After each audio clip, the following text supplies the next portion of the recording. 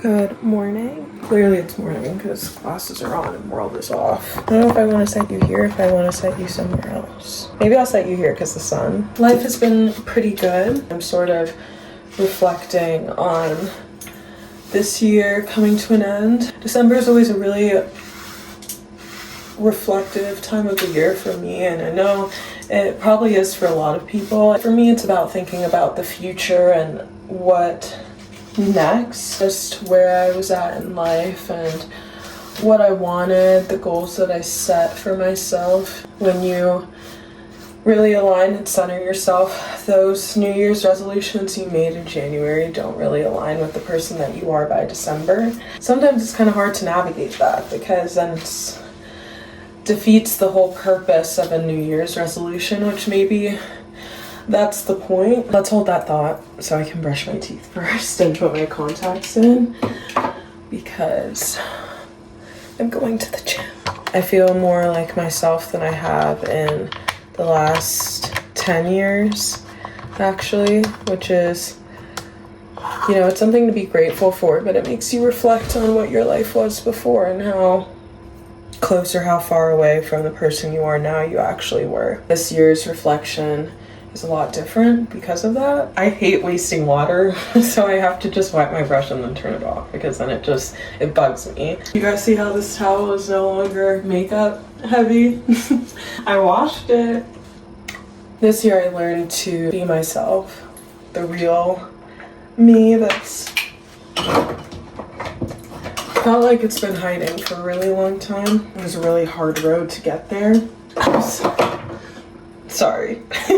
Bigger lesson I learned this year is how quickly your life can change once you do find yourself. Today and this month I've started to really internalize it and integrate it as a positive. I've had a really tough time with being insecure about who I am, and not feeling like I'm enough or worth any real kind of validation. That shows up in a lot of aspects in my life, both positive and negative, but the theme has always been the same. This year was the first time I've said I've had enough, and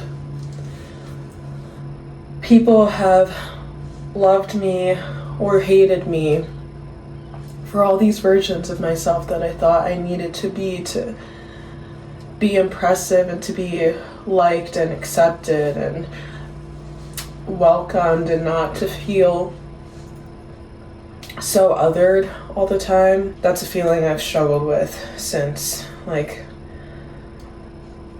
really since the 4th grade. It never really went away, and I also never really got to experience environments that taught me otherwise. So for that reason, I've always been insecure, and I've always had identity crises throughout my life. Like I said, this year was the first time where I decided, you know, if all these people love me or hate me, that's fine. Not everyone's gonna like you, but do I even like myself? When I took a really serious, hard look at my life, the answer was no. It was, you know, I don't like that I have to drink or smoke to have fun in the real world. I didn't like how I felt like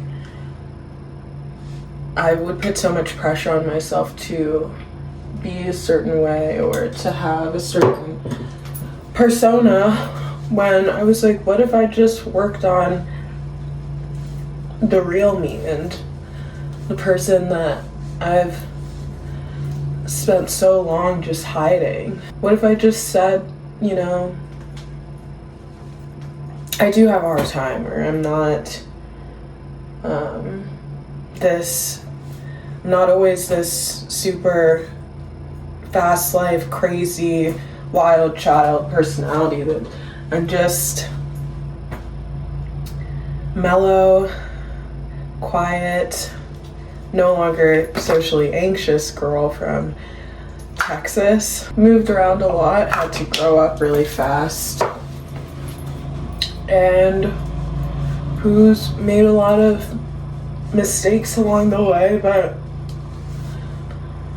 the real her is so much greater than every other version of her thus far that she felt like she had to be, or that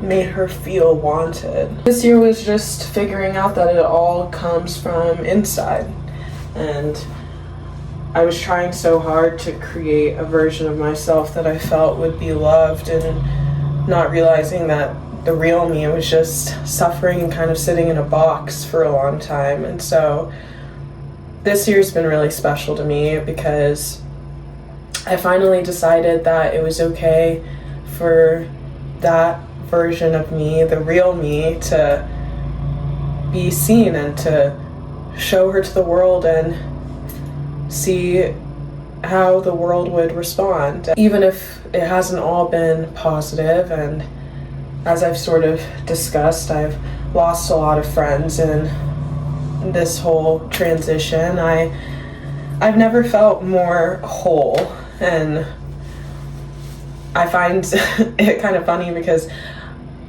I like to spend time alone. I like to read. I like to curate videos for YouTube. I like to find candles that I really like. This one's one of my favorite ones. It's the Midnight Blue Citrus from White Barn.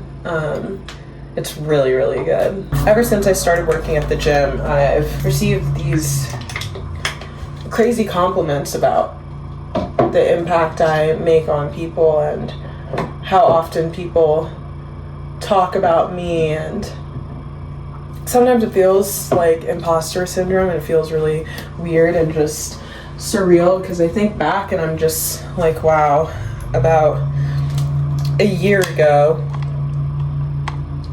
I was just so angry. Working at the gym has sort of, even on bad days, I come in there and I'm smiling. I'm so excited to see everyone. I'm always asking people how their day was because I remember when I just wished someone would ask about mine. I didn't think that I'd ever get to a point where I'd be like the people who were always described as lights or super bright, or, you know, just never saw that for myself, ironically. But today I'm over 100 days sober. I don't smoke, I don't vape, I don't drink. I go to the gym, I make YouTube videos, I go to school, I model, I love to read. I just have a love for life again. This year I'm just glad that I finally feel that, and I realize that, and I